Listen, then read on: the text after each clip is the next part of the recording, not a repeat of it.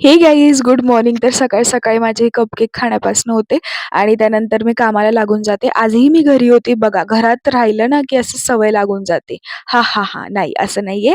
तर आज कॉलेजमध्ये फंक्शन होता आणि मला एवढं काही जाण्यासारखं वाटलं नाही, टाईमपास वाटला. त्याऐवजी म्हटलं घरातच थांबून आपले काही सबमिशन बाकी आहे अर्धवट, ते करून घेते आणि मग मी सकाळी स्वयंपाक वगैरे केला, जेवण वगैरे करून घेतलं. म्हटलं एकदाचं सकाळचं थोडं काम केलं, की मला एवढं काही रात्री लोड नसणार. आणि मग सगळं काही करून मी ना दुपारी अभ्यासाला लागले. दुपारी अभ्यास करता मला झोप यायला लागली. मग मी डायरेक्टली झोपून घेतलेलं. डायरेक्ट उठली 5:30 वाजता.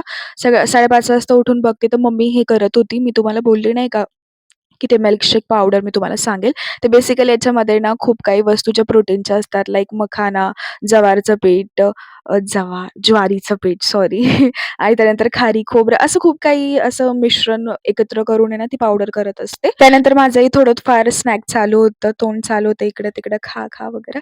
नंतर मी पण उठली म्हटल्यावर मम्मी मला असंच सोडणार असं नाही, तर मलाही काम देऊन दिलं तिने हे सगळं काही व्यवस्थित त्याचे छिलटे काढायला. काय माहिती काय असतं ते.